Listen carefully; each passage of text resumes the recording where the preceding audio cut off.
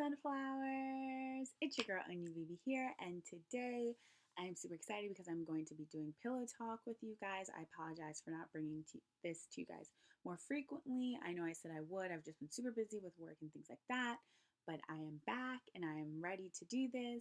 So, as you guys know, this is a collaboration with two amazing young ladies, BellaAdoreUncensored and Everything Anj, and their videos and their channel will be linked below in the description box. So please go to make sure to check out their channels. And every week, every Sunday, we will be bringing you Pillow Talk. And that's just the Pillow Talk will be about an array of things. So this week, I'm really excited because we decided that we're going to talk about relationships.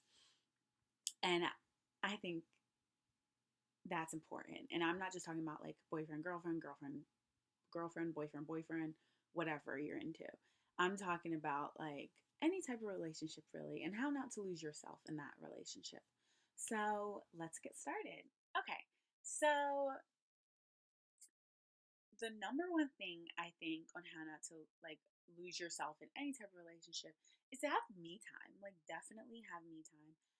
As you guys know, I do have a boyfriend. I've been with him for almost 3 years now, and sometimes we just need that time apart. We just need that me time, whether it's me like just watching my own shows or like online shopping, and you just need your me time from anything. Everything needs a break. Work, you need a break. That's why you have vacation. So your body needs a break. That's why you might not work out 7 times, 7 days a week. So everything needs a break. And I definitely think when you're in any type of relationship, you need a break. So number one, take some time apart. It's not gonna hurt you. And I don't mean like take a break. I mean maybe just like have one, like if you live with your boyfriend or your girlfriend, I don't know. Maybe take one day or just a few hours and kind of be in separate rooms and kind of just do something that you love to do. Maybe, take up kickboxing or maybe, take a painting class, just something that you like to do. The second thing on how not to lose yourself in a relationship is remember who you are and really remember like your values on what you stand for and what you want, because I say I'm a strong believer and always say birds of a feather flock together. So I think if you're a positive person in your life, you're going to attract someone else who is positive. Who wants a negative Nancy around all the time? Nobody wants that. Or a judgmental Judy. Nobody wants them around. You want to be surrounded by positive people, positive energy.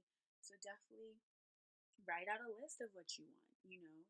If you notice in your relationship that something's not going right, something's bothering you, sometimes I find it's easier to write it sometimes and tell the person, because sometimes when you're talking to someone verbally, there's a lot of back and forth, back and forth. But if you can write them an email or write them a handwritten letter and say, I just want you to read this, and this is what I'm thinking about, this is what I'm going through, I think they can really respect that. And also reflect on some things that they might be doing that they notice. They're like, yeah, she's right. That's not really, this shouldn't be going this way. So how are we going to work on this?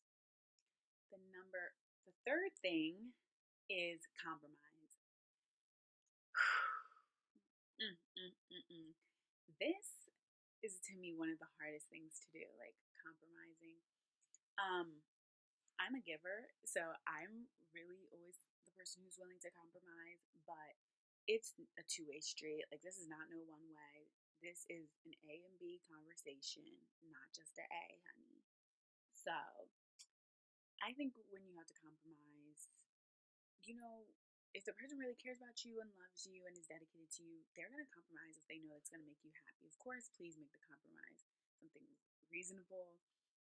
Like, I don't know, just try to compromise, try to understand where that person is coming from, respect that person's view on things. Maybe you don't, fully understand. That's why I say try, but at least respect what they're saying and respect, you know, their thoughts. So definitely my third thing is compromise.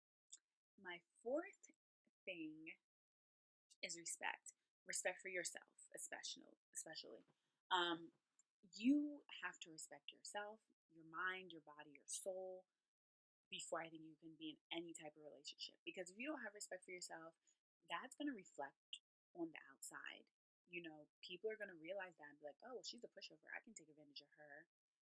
Oh, she doesn't care, so that's why I did it. Oh, you know, she won't mind. That's why I can take her dress without asking her. Whatever it might be.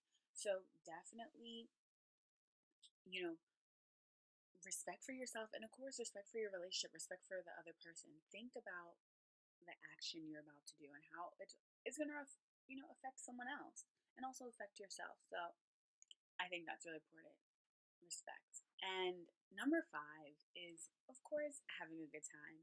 And in a relationship, you want to be happy. Be happy. That's really important. I think is being happy with yourself, being happy with the person you're with. And when you're happy, for me, for example, in my relationship, am I saying my boyfriend and I don't fight? No, I'm not saying that, because we do argue.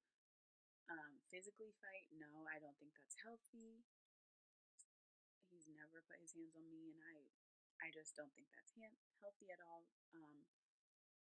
But do we argue as any friendships would, just like I argue with my best friends, sometimes. But I think sometimes after the argument, I'm much more happier, because I got it out there. And I can sometimes understand where he's coming from. He can understand where I'm coming from, but he does things to make me happy. And I'm not saying my relationship is perfect by any means, but it took a long time for us to get to, you know, where we are now. It did. It took a long time, both on his part and on my part. I'm not gonna play like, oh, I didn't do anything. You know, um, Trust is something that's also really important. Trusting your partner.